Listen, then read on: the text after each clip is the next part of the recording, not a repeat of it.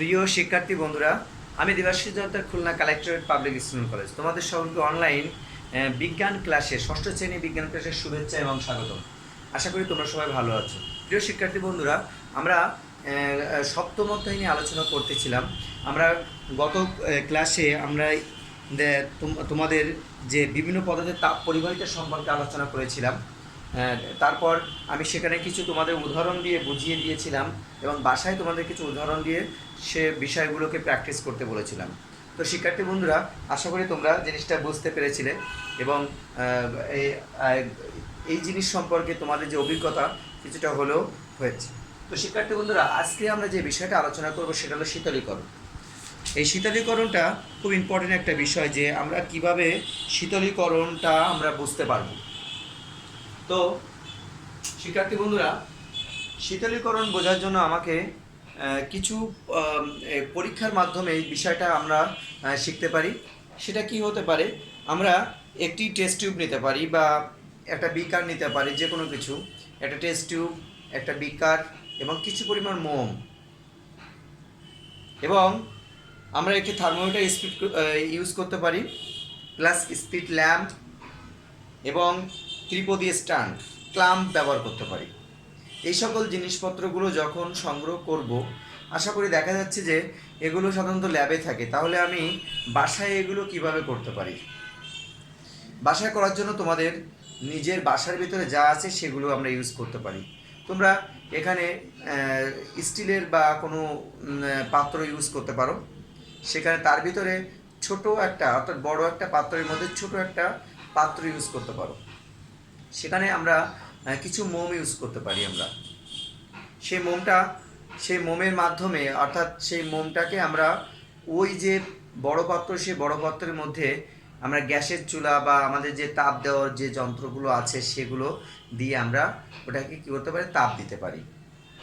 তো তাপ দেওয়ার পরে এইটাকে আমরা ঠান্ডা যখন করব, তখন এখানে একটা থার্মোমিটার, অর্থাৎ আমাদের বাসায় থার্মোমিটার আছে, এই ছোট থার্মোমিটার আমরা ইউজ করতে পারি। শিক্ষার্থী বন্ধুরা,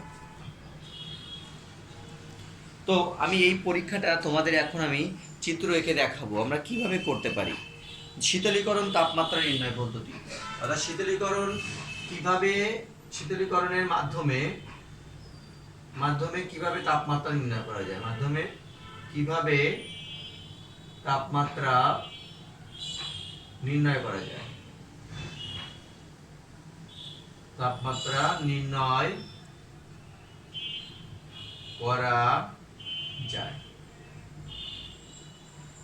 শিক্ষার্থী বন্ধুরা, দেখো এই প্রশ্নটা যদি এভাবে আসে তাহলে আমাদের কি কি যন্ত্রপাতি লাগবে? একটি টেস্ট টিউব,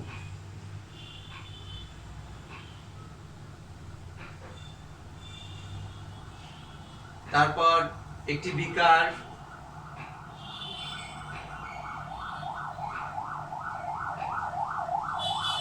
আমরা বাসায় যদি আমরা ইউজ করতে চাই তাহলে আমরা স্টিলের কোনো পাত্র ইউজ করতে পারি, স্টিলের পাত্র।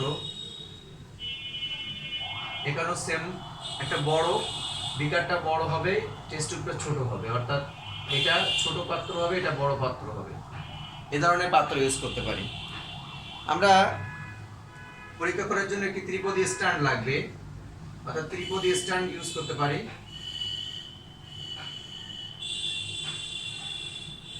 একটা ক্লাম্প লাগবে,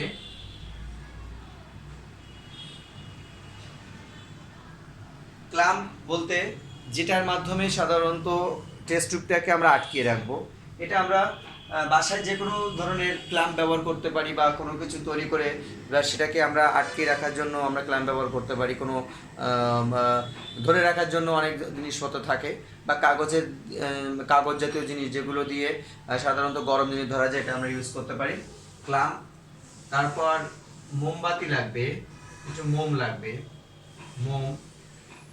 আর তোমাদের এই পরীক্ষা করার জন্য থার্মোমিটার লাগবে। এই জিনিসগুলো আমাদের বাসায় আছে, অর্থাৎ এই পরীক্ষাটা আমরা কিন্তু বাসায় বসে বসে করতে পারি শিক্ষার্থী বন্ধুরা। তো এই জিনিসটা, এই যন্ত্রপাতিগুলো আমাদের সংগ্রহ রাখতে হবে, তাহলে তুমি নিঃসন্দেহে এই পরীক্ষাটা করতে পারবে। এই পরীক্ষাটা করার জন্য আমি একটি চিত্র এঁকে তোমাদের বোঝানোর জন্য চেষ্টা করব। তো দেখো, আমরা একটি ত্রিপদী স্ট্যান্ড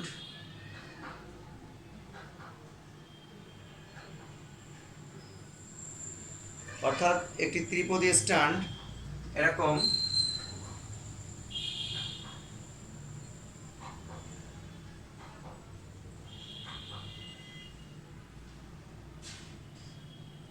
এই ত্রিপদী স্ট্যান্ড এখানে আমরা ছোট একটা তার জালি ইউজ করতে পারি, চার কোণা একটা তার জালি ইউজ করতে পারি।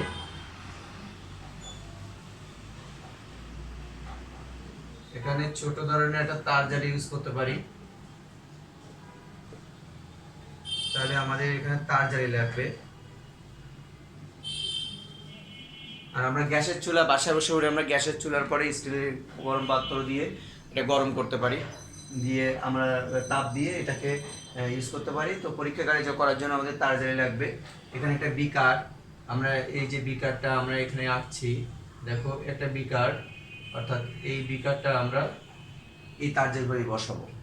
এখানে একটা আমরা স্পিড ল্যাম্প, অর্থাৎ স্পিড ল্যাম্প আমরা যদি ইউজ করি,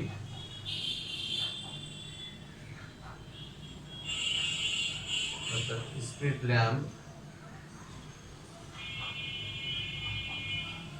যেখান থেকে আগুনের শিখা ওঠে এই স্পিড ল্যাম্প দিয়ে উত্তপ্ত করা হবে। অর্থাৎ স্পিড ল্যাম্প, এটাকে বলা হয় স্পিড ল্যাম্প। আর এটা হলো বিকার, শিক্ষার্থী বন্ধুরা। আর এটাকে আমরা তার জালি বলছি, তার জালি। আর এটা হলো ত্রিপদী স্ট্যান্ড, ত্রিপদী স্ট্যান্ড। এই স্পিড ল্যাম্পের মাধ্যমে এটাকে আমরা উত্তপ্ত করতে পারি। তো শিক্ষার্থী বন্ধুরা, এখানে কিছু 1/4 পরিমাণ পানি নেব।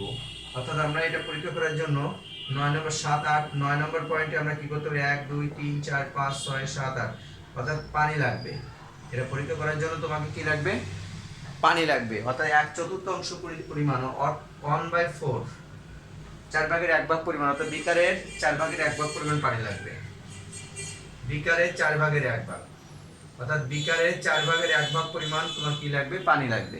1/4, অর্থাৎ আমরা বলতে পারি যে এই পর্যন্ত আমরা পানি নিলাম।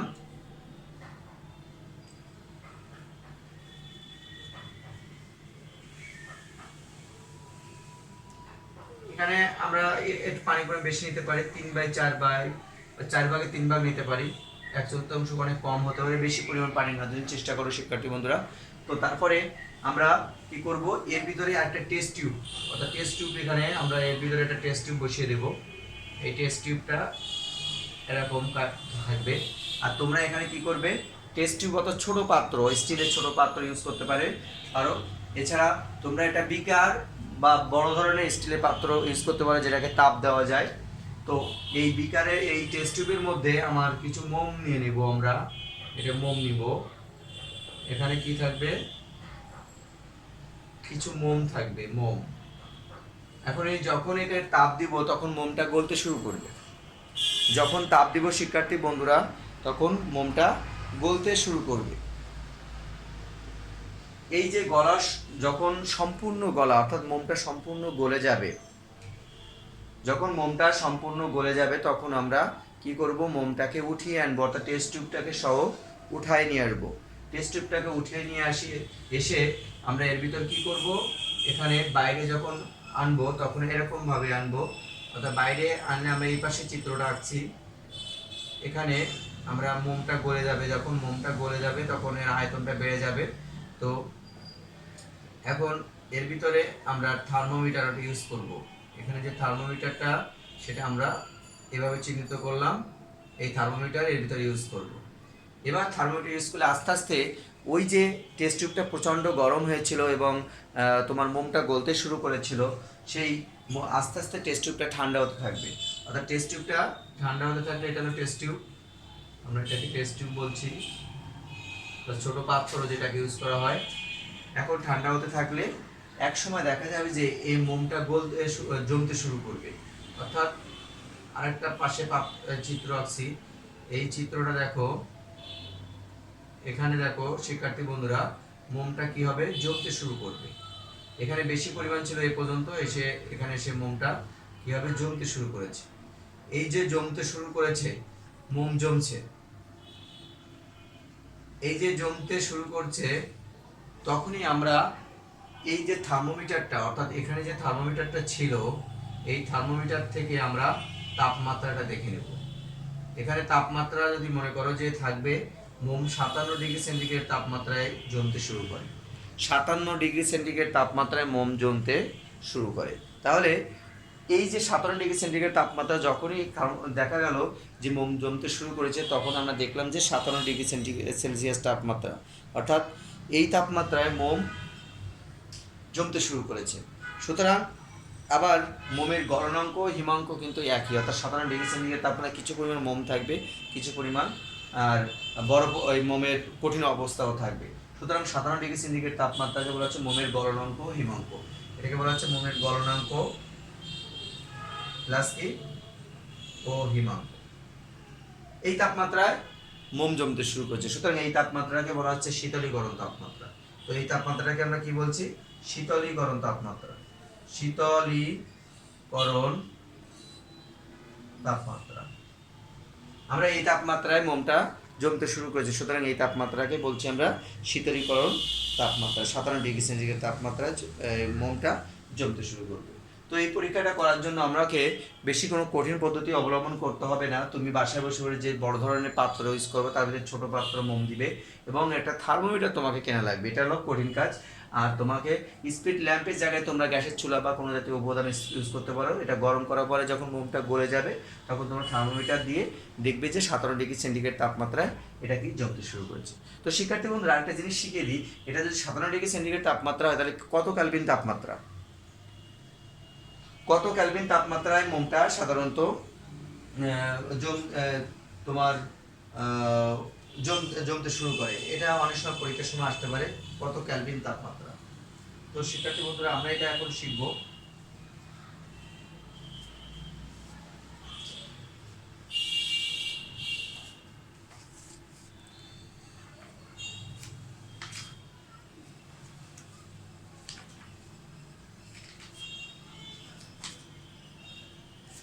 আমরা এখানে একটা অঙ্কের মাধ্যমে আমরা এটা শিখতে পারি শিক্ষার্থী বন্ধুরা, কিভাবে আমরা এটা করব।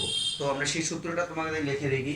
দেখো, এটা যদি আমরা এই সূত্র দিয়ে করি, তাহলে সহজেই করতে পারবো।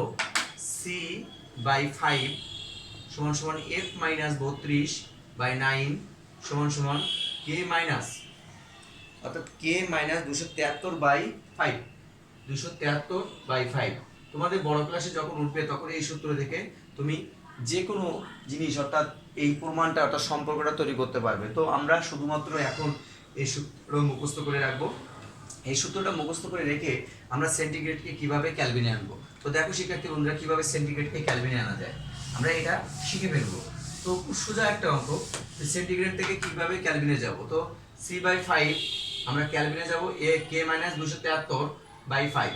তো আমরা 5 যদি কেটে যায়, তাহলে কি থাকতেছে, c সমান সমান k - 273। তো শিক্ষার্থী বন্ধুরা, c + 273, সিটা আমাদের কি, সিটা হলো 57 ডিগ্রি সেন্টিগ্রেড তাপমাত্রা। 57 ডিগ্রি সেন্টিগ্রেড তাপমাত্রার সাথে 273 যোগ করলে কত আসে, সেটা তত ক্যালভিন হয়ে যাবে। অঙ্ক হয়ে গেল। ক্যালভিনে কিভাবে যাব আমরা, দেখো একটা সেন্টিগ্রেডকে কিভাবে ক্যালভিনে যাব, আমরা যদি এই সূত্র থেকে করি, অর্থাৎ এই উভয়পক্ষে 5 দ্বারা যদি কেটে দিই, তাহলে একই জিনিস বাদ হয়ে যায়। তাহলে থাকে হলো c সমান সমান k - 273।